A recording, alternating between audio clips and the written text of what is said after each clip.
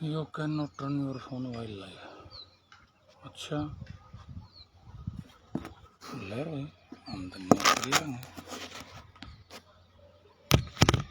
दिक्कत करा रही।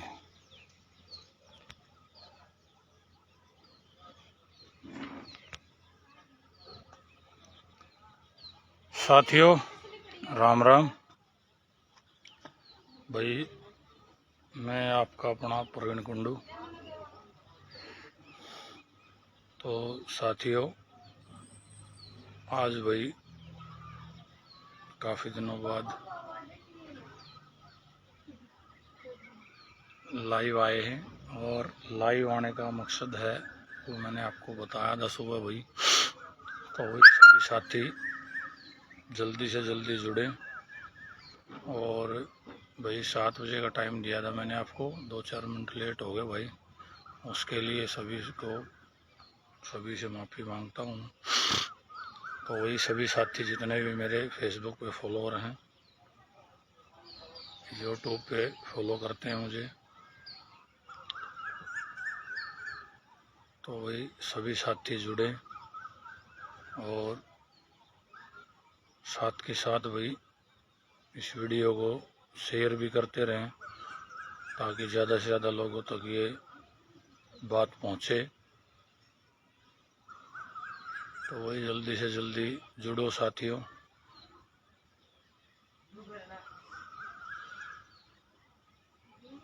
तो राम राम भाई पुनः सभी को। तो वही आज का जो लाइव आने का मेरा जो मकसद है, मेरी भाई जो फेसबुक का और यूट्यूब का जो मेरा टैग है वैचारिक क्रांति, तो ये भी एक विचार करने लायक बात है भाई। तो और आज का इस मेरी लाइव आने का जो टाइटल होगा वो होगा आखिर क्यों और कब तक। एक तरफ तो भाई कहते हैं कि भाई हम आज़ाद हो गए, बड़ी धूमधाम से हर साल आज़ादी का पर्व जो मनाते हैं 15 अगस्त को, क्या वो सही मायने में सही है?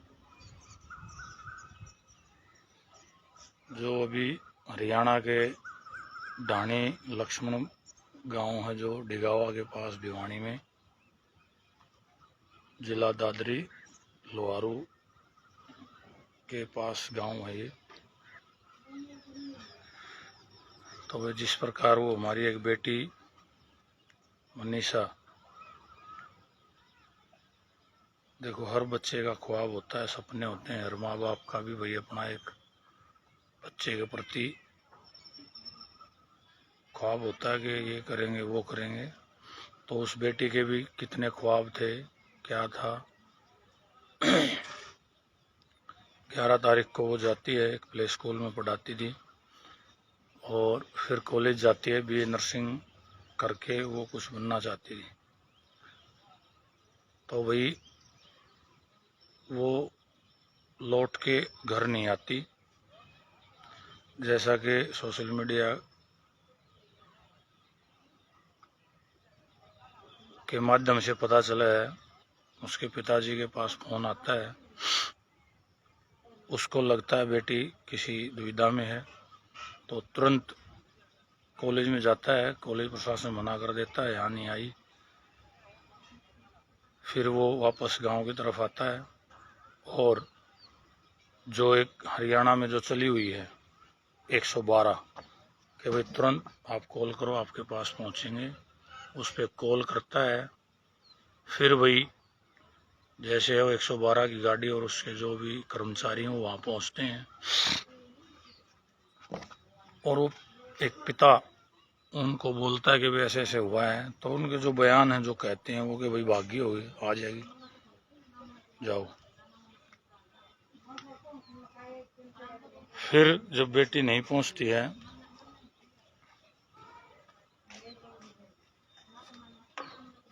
रात को भी फिर कॉल आती है तो रिसीव नहीं कर पाते उसके पिता। दोबारा फिर कॉल करते हैं तो वो फ़ोन स्विच ऑफ आता है। फिर वो थाने में जाते हैं, थाने में जाके बोलते हैं जो कि पहुंचते हैं तो वहाँ भी उसको यही बोला जाता है कि वो भाग्य होगी, 1-2 दिन में आ जाएगी, मैरिज सर्टिफिकेट लेगा। तो पहली बात तो भाई जितने भी ये पुलिस वाले भाई हैं, अफसर हैं, ये हमें से ही तो जाके बनाते हैं भाई। और जब आप संविधान की शपथ लेते हो, कसम परेड जो बोलते हैं ट्रेनिंग के बाद, तो वहाँ तो ये चीज़ें नहीं सिखाई जाती भाई। वहाँ तो कहते हैं कि भाई हम बगैर किसी भेदभाव के अपने फर्ज निभाएंगे और बगैर पक्षपात के न्याय दिलाने का काम करेंगे। तो और फिर ये ऐसे भाषाएं बदल क्यों जाती हैं?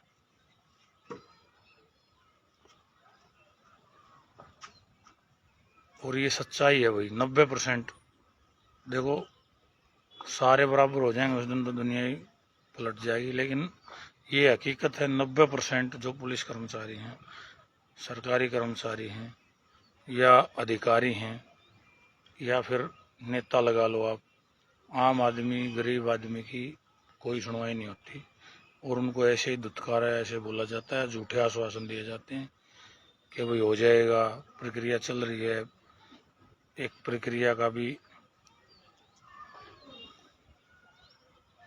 तरीका होता है, लेकिन वो तरीके स्टेटस देख के ही क्यों होते हैं? 11 तारीख की ये बात है, 13 को बेटी की लाश मिलती है, 15 अगस्त को पूरे भारतवर्ष में, हरियाणा में भी, हरियाणा के जहाँ वो घटना हुई उस जिले में भी आज़ादी का महोत्सव मनाया जाता है। लेकिन उस परिवार के साथ क्या बीत रही थी। और फिर कहते हैं बोला भाई अगर ऐसी कुछ बातें करते तुम तो देश के विरुद्ध हो। भाई जब खुद पे बीतती है ना तभी पता चलता है। ठीक है,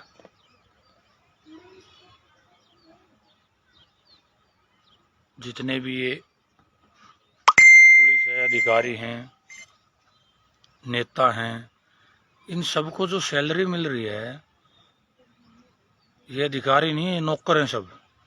क्योंकि आम पब्लिक हर दिन जो चीज़ें खरीदती है या काम करते हैं, जो टैक्स जमा होता है गवर्नमेंट का, उसी टैक्स से इनको सैलरी या सुविधाएं मिलती हैं।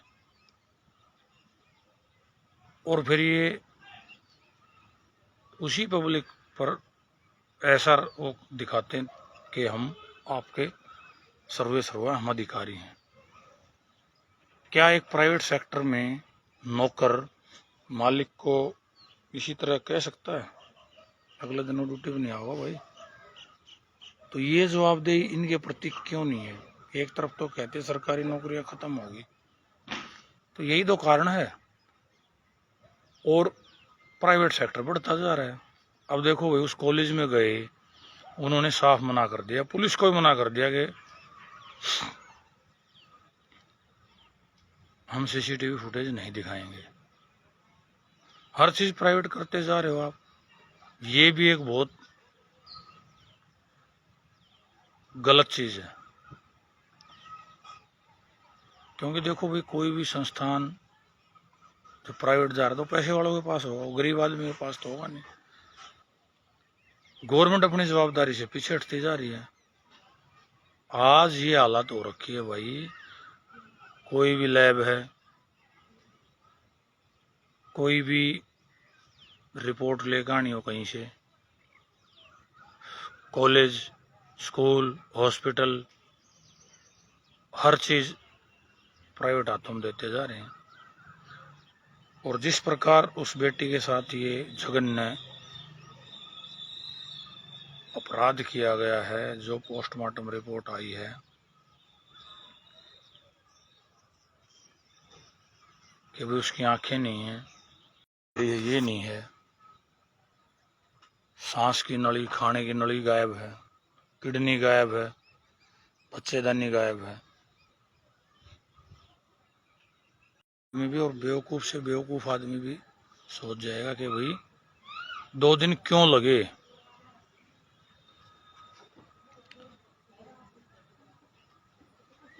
क्या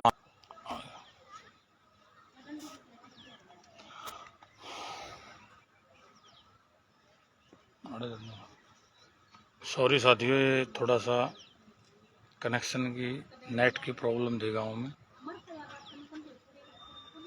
तो वही जहाँ से थोड़ी ख़त्म हुई थी बात वहीं से शुरू कर रहा हूँ मैं कि भाई 11 तारीख को ही बता रहे हैं कि उस लड़की की डेथ हो गई थी। क्या 2 दिन तक प्रशासन 1 किलोमीटर दूर नहीं पहुंच पाया? अगर कोई नेता की बेटी होती, बहन होती, या किसी पुलिस अधिकारी की बहन बेटी होती, या किसी बड़े बिजनेसमैन की या पैसे वालों की किसी की बेटी होती, तो जो एरिया आसपास का वहाँ के सभी आदमियों को उठा लिया जाता और 7 दिन तो छोड़ो, 1-2 घंटे में ही उसको ढूंढ लेते हुए किसने क्या किया क्या नहीं। लेकिन यहाँ क्यों नहीं?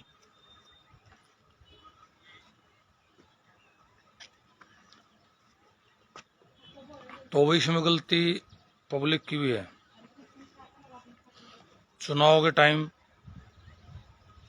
आते हैं आपके घर पे नेता वोट मांगने, हाँ जी हाँ जी हाँ जी, ये भी कर देंगे वो भी कर देंगे, आप बस मौका दे दो।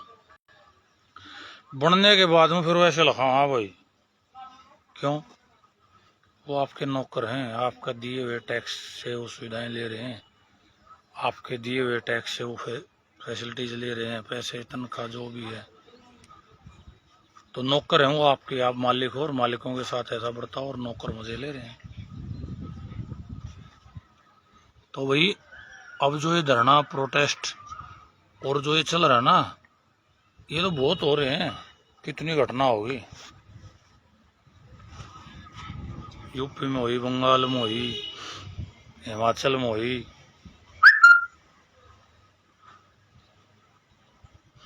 हरियाणा में होगी। और हरियाणा में तो शुरुआत भाई, अब देखो फिर कहेंगे वह पार्टी वाली बात आ रही है, बोला बेटी बचाओ बेटी पढ़ाओ। आप समझ नहीं पाए इस चीज को।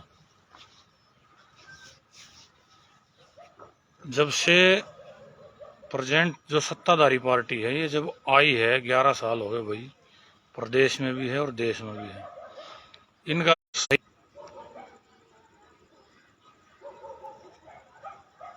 तो आप भाई समझ नहीं पाए उस चीज को।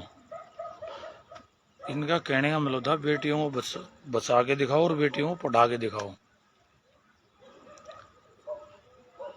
पहली घटना जो तो इसकी शुरुआत हुई जो पूर्व प्रदेश अध्यक्ष थे सुभाष बराड़ा जी, बीजेपी पार्टी के,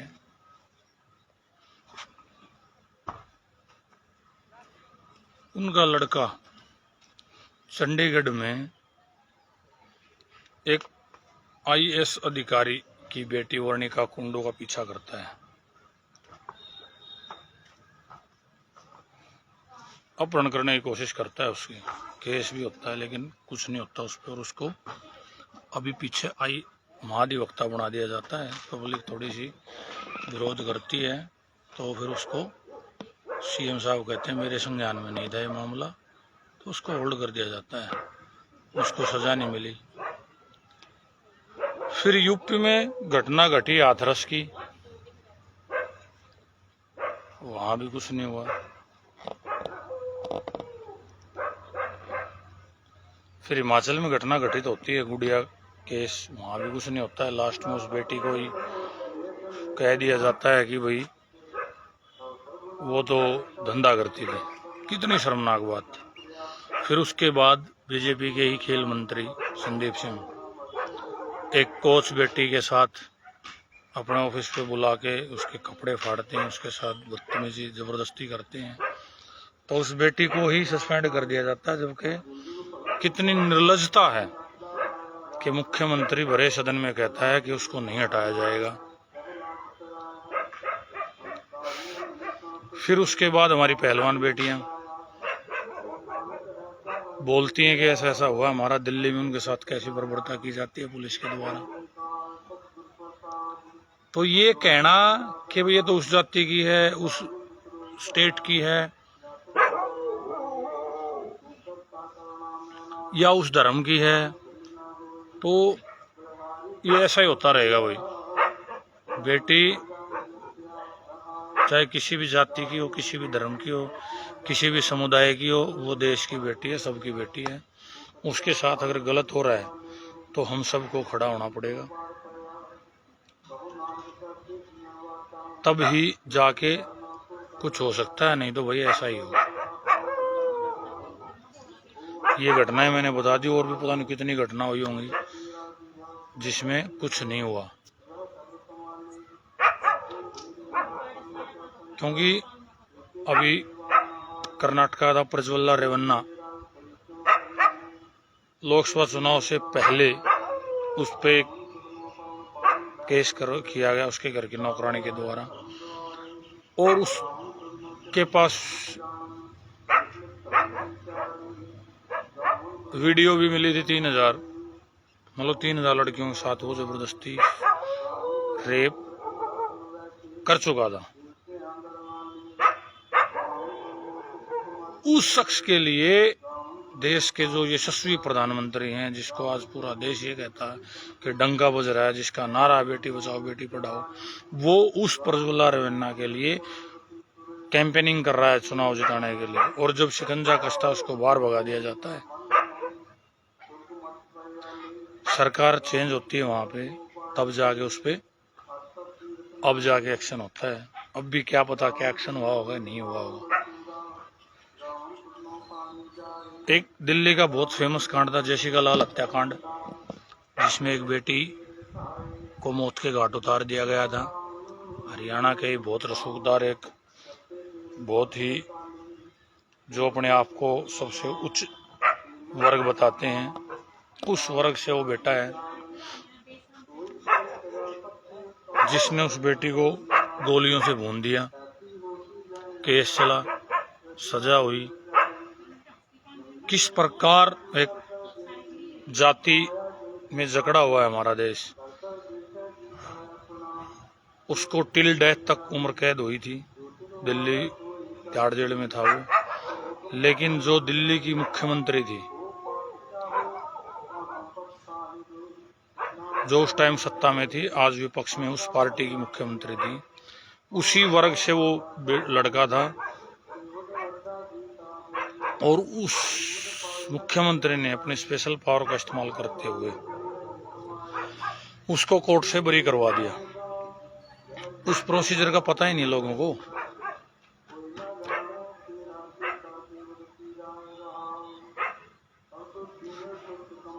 तो जो एक गरीब आदमी, जैसे ये कांड हुआ, भी मनीषा वाला कांड हुआ है, जो पहलवान बेटियों के साथ हुआ था, जो कोच के साथ हुआ था, जो हाथरस में हुआ था, जो बंगाल में हुआ था, क्या वहां वो मुख्यमंत्री अपने स्पेशल पावर का इस्तेमाल करके उन दोषियों को सजा नहीं दिलवा सकता? जब एक दोषी को बरी करवा सकता है तो उन्हें सजा भी दिलवा सकता है। और वो दोषी बरी हो गया, उसके बाद मौजूदा सत्ताधारी पार्टी उसी दोषी की मां को चेयरपर्सन बना रही है, उसके भाई को राज्यसभा में भेज रही है, उसके गुणगान गाए जा रहे हैं। तो मौजूदा सत्ताधारी पार्टी से आप क्या उम्मीद लगा सकते हो? क्या वो ऐसे धरने प्रदर्शन करने से जागेगी, कुछ करेगी आपका? जो अपने नेताओं को बचाने में और एक दो जातियों, जो पहलवान बेटियों के साथ हुआ और जिस पे आरोप लगे, वो भी तो अपने आप को एक उच्च जाति बताते हैं। और जेसिका लाल हत्याकांड में जो शामिल था वो भी एक उच्च जाति बताते हैं। और मेरी इस वीडियो को देख के कई भाई बोलेंगे कि भाई ऐसा है वैसा है, तो कहना, और वही लोग ज्यादा कहते हैं कि भाई आप जातिवाद करते हो, तो क्या दिख नहीं रहा सामने जातिवाद हो रहा है, नहीं हो रहा है? जब तक पूरा भारत, हर जाति, हर धर्म, हर संप्रदाय का व्यक्ति ये नहीं सोचेगा कि भाई अगर किसी भी बेटी के साथ गलत हो रहा है तो वो हमारी बेटी है, वहां ये नहीं बोलना चाहिए कि वो उस धर्म की, वो उस जाति की, वो उस संप्रदाय की, वो ऊंच है, वो नीच है। नहीं, गलत ही है।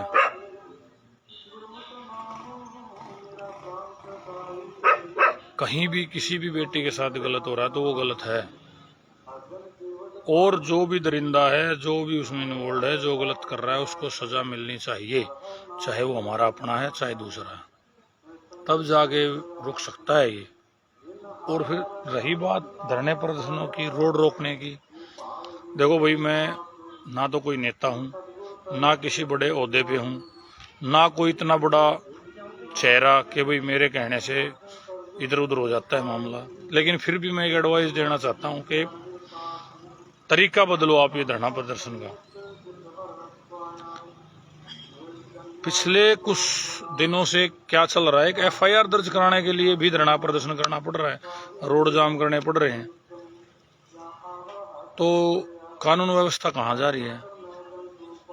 कोर्टों में केस जाते हैं तो वहाँ भी न्याय बहुत कम ही मिलता है। बस एक आम इंसान लोगों को ये है कि न्याय मिलेगा, तो न्याय प्रक्रिया में भी देख लो, भी जस्टिस वर्मा था जो जिसके खिलाफ उपराष्ट्रपति महाभियोग लेके आए, उसके घर पे इतने पैसे थे जो जड़े थे, उसकी जांच करने के लिए बोल रहे थे, तो क्या हुआ लास्ट में दबा के जब उपराष्ट्रपति से इस्तीफा ले लिया गया, तो भाई आप तो किस खेत की मूली हो? आप क्या उम्मीद रखते हो कि भाई आपको न्याय मिलेगा? जब एक उपराष्ट्रपति से इस्तीफा ले लिया गया और आप चाहते हो कि धरना प्रदर्शन कुछ हो जाएगा? नहीं भाई, इसका तरीका आपको बदलना पड़ेगा। और जो जब बंगाल में घटना हुई, या जो मौजूदा सत्ताधारी पार्टी है, अगर जहां उनकी सत्ता नहीं है जिस स्टेट में, वहां अगर कोई ऐसी घटना होती है तो पूरी की पूरी पार्टी वहां ऐसा प्रदर्शन करती है कि पता नहीं भाई क्या हो गया यहाँ। तो इससे बड़ा अपराध, इससे ज्यादा आतंकवाद, इससे ज्यादा खराब सरकार कहीं नहीं है। वो सब उतर जाते हैं रोडों पे, लेकिन जब जहां इनकी सत्ता है वहां अगर ऐसा कुछ होता तो ये सब के मुंह सिल जाते हैं। अब बीजेपी की जो महिला सेल है वो पता नहीं कहाँ है, देश का महिला आयोग पता नहीं कहाँ है, प्रदेश का महिला आयोग कहाँ है, प्रदेश की महिला कार्यकारिणी जो इनकी होती है वो कहाँ है? इसमें भी बड़े लीडर हैं बीजेपी में भी।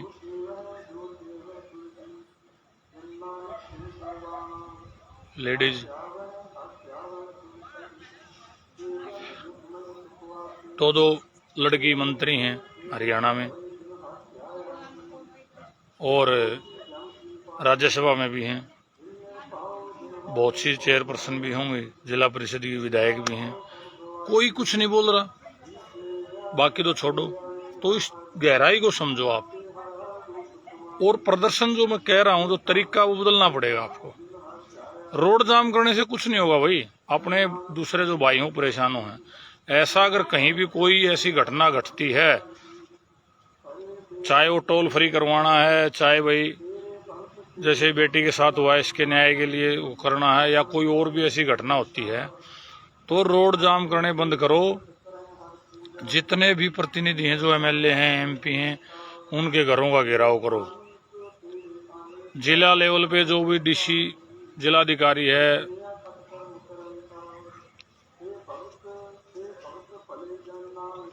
सुपरिटेंडेंट है, पुलिस का जो एसपी होता है,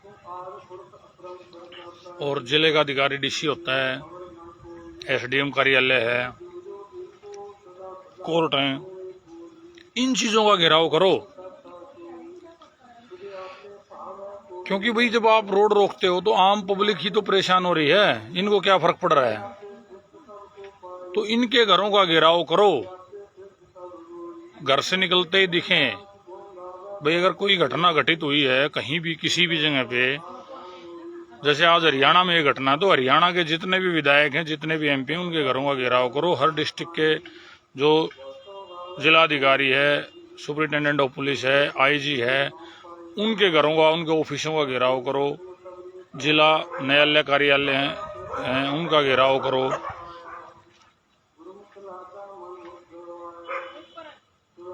और जैसे दिल्ली में सब बैठते हैं, प्रधानमंत्री, गृह मंत्री, राष्ट्रपति, उपराष्ट्रपति सब दिल्ली में है, तो दिल्ली की जनता या आसपास के लोग जाके उनका घेराव करो वहां पे, क्योंकि जो भगत सिंह ने कहा था ना भाई गूंगी बहरी सरकार है, इनको सुनाने के लिए कुछ तो धमाका करना पड़ेगा। तो भाई देखो बाप, आज जो समय है, जो भारत में जो गुलामी नस नस में भरी हुई है, मेरे को तो नहीं लगता कोई भगत सिंह, राजगुरु, सुखदेव, चंद्रशेखर, सुभाष चंद्र बोस, अशफाक उल्ला खां, राम प्रसाद बिस्मिल, मदन लाल धिंगड़ा, उधम सिंह और भी बहुत से ऐसे क्रांतिकारी उन जैसा काम आज कर दें, मुश्किल है, मुझे नहीं लग रहा कोई होगा। लेकिन ये तो कर सकते हो आप, रोड रोक रहे हो तो इनका घेराव करो ना, इनके घरों का, ताकि वो घर से निकलते उनको दिखे, फिर लोग बात करें, पूछें। वो एक जगह रोड जाम कर लिया आपने, वहां आ जाएंगे, पुलिस प्रशासन आ जाएगा चारों तरफ। जिस प्रकार आज कॉलेज का घेराव कर रखा है पुलिस ने, वहां तक जाने नहीं दे रहे किसी को। तो जब आप हर जगह प्रदर्शन करोगे ना, तो कहां कहां जाएंगे ये, कितनी फोर्स है। शांतिपूर्ण तरीके से जितने भी एमएलए हैं, एमपी हैं स्टेट के, जिला कार्यालय पे डीसी कार्यालय है, एसडीएम कार्यालय है, जिला न्यायालय है, सुपरिटेंडेंट का कार्यालय है, इन सब का, दिल्ली में जितने भी बैठे हैं उन सब का घेराव, तब जाके तो हो सकता है कुछ हो जाए। और पॉलिटिकल जागरूकता रखो, देखो कौन क्या कर रहा है। जब हम पर मुसीबत आई है तो किसने कितना साथ दिया है, कितनी सुनवाई हुई है, उस हिसाब से हमें वोट का इस्तेमाल करना है।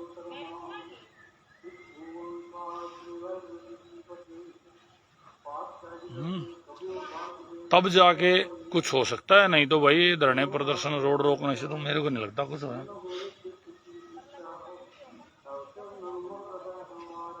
अभी मैं थोड़ी देर पहले देख रहा था, अपना जो देशी पत्रकार है कर्म, वो एक सुसाइड नोट दिखा रहा था। तो जब ये ऐसी चीजें आती है ना, तो समझ लो कोई ना कोई बड़ी मछली इन्वॉल्व है, उसको दबाने के लिए किसी पे थोपा जाएगा ये मामला। अब कह रहे हैं कि भाई उसके फादर ने 2 शादी कर रखी थी, सौतेली माँ, फलाना ढिमका। भाई अगर उसने सुसाइड नोट उसका दिखा दिया, सुसाइड करा, तो भाई उसका गला किसने काटा? उन्हें आप काट लिया कि गला?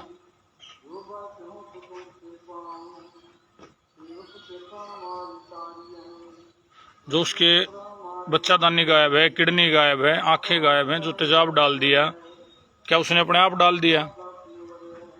अरे भाई कुछ तो ऑथेंटिकेट हो, इतना बेवकूफ तो कोई है नहीं कि भाई आप एक सुसाइड नोट दे दोगे।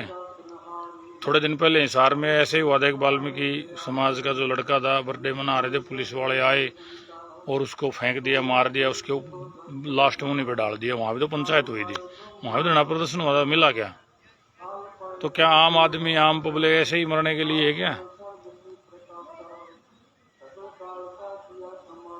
तो भाई एकजुट हो, अपनी ताकत को समझो, सही वे में अपना एनर्जी, ताकत वहां इस्तेमाल करो। एक दूसरे की टांग खिंचाई और इससे बात बनेगी नहीं। जो आप सोच रहे हो कि भाई रोड रोकने से या ऐसे प्रदर्शन करने से होगा, तो जितनी भी ये ट्रोल आर्मी है जो डिबेट में आते हैं चैनलों पे, धर्म के नाम पे उन्माद फैलाते हैं, कावड़ यात्रा क्यों रोक दी, फलाना क्यों रोक दी, वो ये त्योहार नहीं मना रहा, वो नहीं मना रहा, वो ऐसे नहीं बोल रहा, वो वैसे नहीं बोल रहा, क्या इस मुद्दे पे नहीं बोलना चाहिए? क्या ये कोई मुद्दा नहीं है? ऐसे कितनी बेटियां और बलि चढ़ेंगी?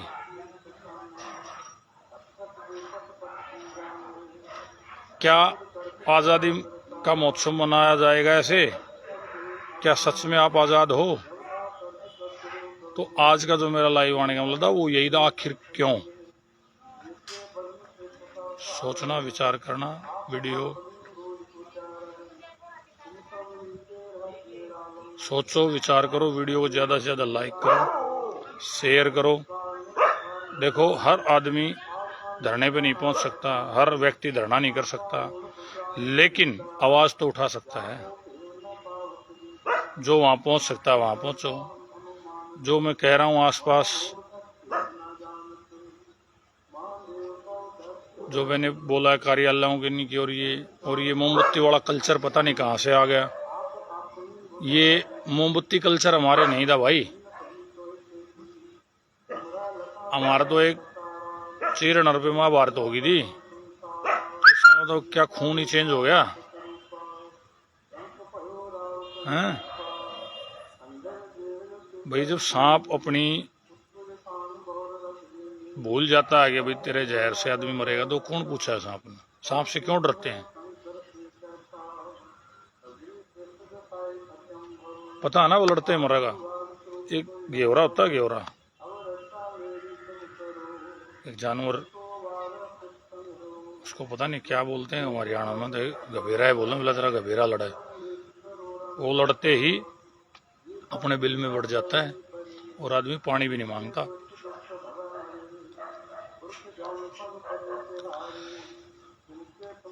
तो वही सभी एकजुट हो और ऐसी व्यवस्था, ऐसा तरीका अपनाओ जो पब्लिक के टैक्स के पैसे पे मौज मस्ती, फैसिलिटीज, तनख्वाह और बहुत सी चीज़ों की सुविधाएं ले रहे हैं, और फिर जब आप जाते हो तो आपको धक्के मार दिए जाते हैं कि आपके लिए बैठे हैं क्या, और किसके लिए बैठे हैं भाई वो। तो जो भी आपके आसपास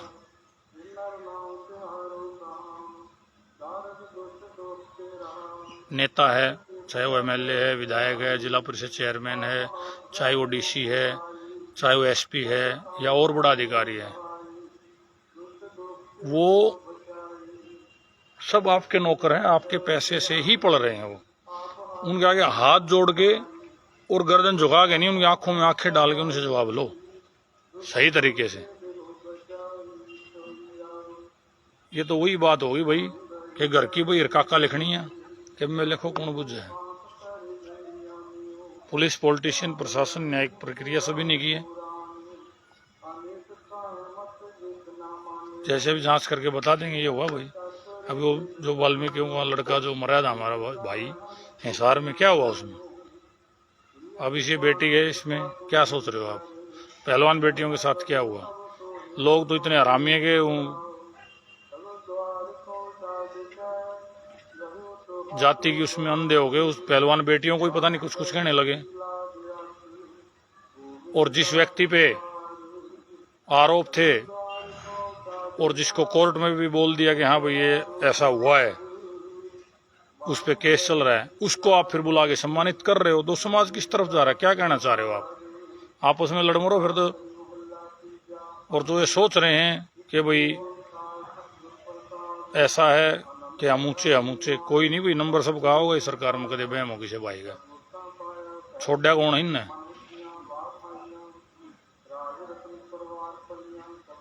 तो सही और गलत की पहचान करो, एक अच्छी वे में जाओ और इस तरीके को बदलो, धरने प्रदर्शन के तरीके को। रोड रोकने से कुछ नहीं होता, 13 महीना दी किसान भी उड़ा रोक है रोड।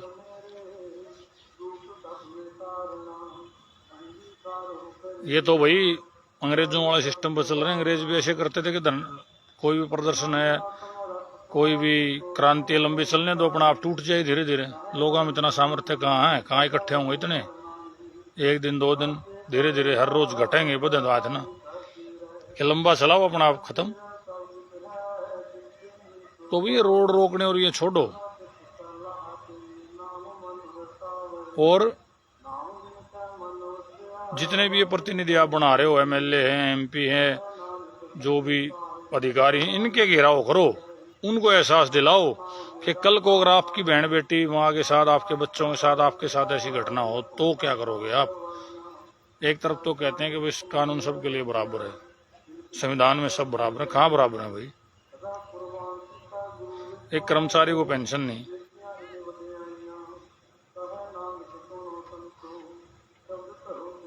जो हमारे जवान दिन रात -30 -40 डिग्री टेम्परेचर में देश की सरहदों की रक्षा करते हैं, उनकी पेंशन नहीं। एक चोर उचक्का, उस पर पता नहीं कितने केस होंगे, वो MLA MP मंत्री प्रधानमंत्री मुख्यमंत्री गृह मंत्री बन जाए, उसको आजीवन पेंशन और बढ़ाते भी रहते हैं। भाई खुद को ही दे रहे हैं वो, कल से भाई एक MP को इतने मिलेंगे। क्या यह अधिकार किसी और को है कि भाई कल से मेरी तनख्वाह इतनी हो गई? बनाने वाले तुम्हारे सर पे मुद्दे हुए, तो ऐसा क्यों भाई? इस व्यवस्था के खिलाफ जागरूक हो, सीखो, पढ़ो, अपने महापुरुषों को पढ़ो, अपने क्रांतिकारियों के बारे में पढ़ो और आंखों में आंखें डाल के बात करनी सीखो, जिससे कि कुछ बदलाव आ सके, आने वाली पीढ़ियां बच सकें और आप कुछ कर सको। देखो आजकल हर कोई भगत सिंह, राजगुरु, सुखदेव, चंद्रशेखर आजाद, सुभाष चंद्र बोस, राम प्रसाद बिस्मिल, अशफाक उल्लाह खां, ये नहीं मिल सकता। और खाली बातें करने से भी कुछ नहीं होता। आप दुनिया भर की रीलें बनाते हो हर प्लेटफॉर्म पे, तो अच्छी बातों के बारे में विचार करो, अच्छी चीजें शेयर करो एक दूसरे के बारे में, हमारे क्रांतिकारियों के बारे में बताओ, ताकि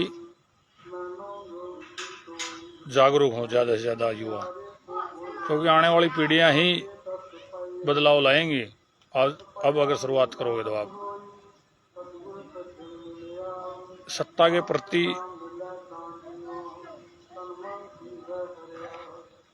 भगत नहीं बनना चाहिए। पार्टी कोई भी हो, देखो एक व्यवस्था है, सरकार बनेंगी देश को चलाने के लिए, व्यवस्था बनाने के लिए, लेकिन सही को सही और गलत को गलत कहना सीखो, अच्छी चीजें करो। और इस बेटी को अगर अब न्याय नहीं दिलवाया तो आगे पता नहीं कितनी बेटियां हैं जो और बलि चढ़ेंगी। तो वही इस मुहिम को अधूरा नहीं छोड़ना है और एक बदलाव होना चाहिए पूरे देश में इससे, क्योंकि हरियाणा वीरों की धरती है। हरियाणा, पंजाब, राजस्थान, पश्चिमी उत्तर प्रदेश, वैसे तो पूरा हिंदुस्तान ही भाई, काबुल कंधार तक अगर पुराना हिंदुस्तान देखें तो बहुत बड़ा हिंदुस्तान था हमारा, और हिंदुस्तान का प्रत्येक नागरिक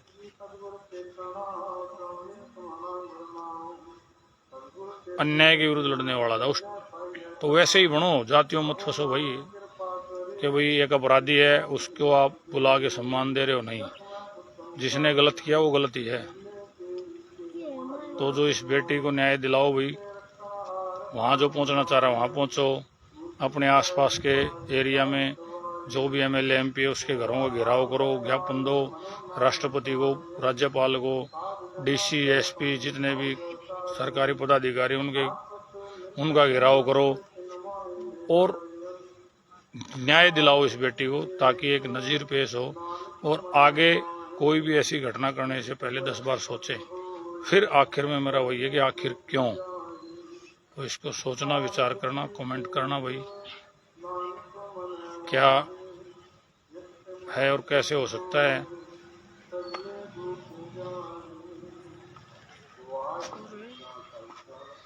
तो नमस्कार। तो वही ध्यान रखना इस चीज़ का, आखिर क्यों, वैचारिक क्रांति, विचार अच्छे रखो, नॉलेज ज़्यादा गेन करो, हमारे पूर्वजों को पढ़ो, जातियों में मत बंटो, गलत के खिलाफ खड़े हो जाओ, जो भी चीज़ सही है उसका सपोर्ट करो कि हाँ भी ये चीज़ अच्छी होनी चाहिए। जय हिंद, जय भारत।